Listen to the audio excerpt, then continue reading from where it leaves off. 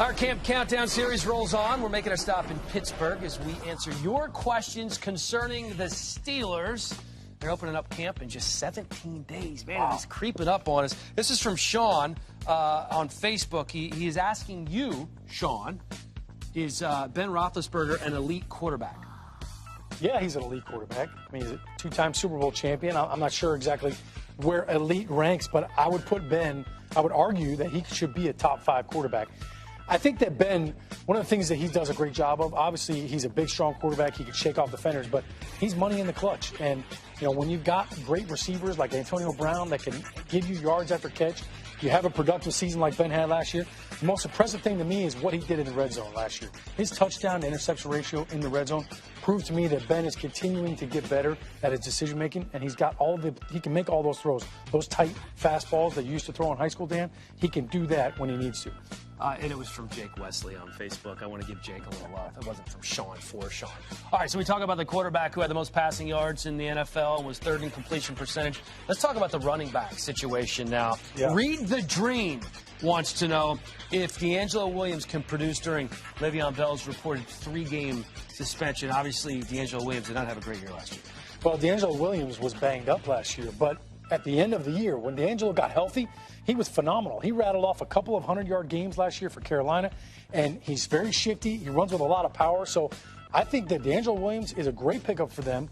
He can hold the fort down while Le'Veon comes back. They've got a tough stretch of games to start off the season, a couple of tough defenses they're going to be playing. But also, don't forget about Dre Archer, who could be a little scat back for him. So I think that's a good little 1-2 punch, holding down the fort until Le'Veon comes back from his hiatus. Yeah, Dre Archer, one of the fastest players in the NFL. Got to put a little weight on. He's a little light. Amber Theo Harris, Solly, nothing light about these two as they're getting ready to talk about the other side of the ball.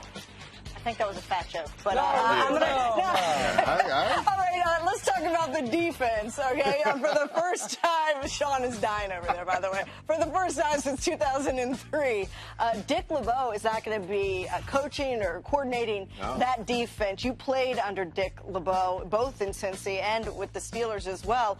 We have a Twitter question from Ted Jeffrey. He wants to know, with so many key veterans gone, who steps up on this defense? They need their outside linebackers. How about this? Jarvis Jones, a former first-round pick. They need him to finally step up and really start to bring some heat off the corner. This year's first-round pick, Bud Dupree, also needs to really hit the ground running in this defense. The new defensive coordinator, Keith Butler, has to be able to put a game plan together that allows these young players to get on the field right away and be highly productive. 33 sacks 1 year ago, ranked 26 in the National Football League. Not nearly good enough for the Pittsburgh Steelers. Losing Troy Polamalu, that's a big veteran name. Yeah. Who steps in for him specifically? I think Mike Mitchell can be that guy. He played almost all of last year with a severe groin injury, and he still suited up for all 16 games. But he's capable of being a much better player. When you think of Troy Polamalu, you think of a playmaker, an enforcer, a player who's got great versatility, explosive athleticism, and Mike Mitchell's got those kinds of talent. He's not afraid of a collision. Now, Shamarko Thomas is going to be asked to do a lot, but I think Mike Mitchell will be the guy. All right. On that thought, I'm going to go give Dan a hug. His face is bright red right now. I see that. I think I owe him one. All right.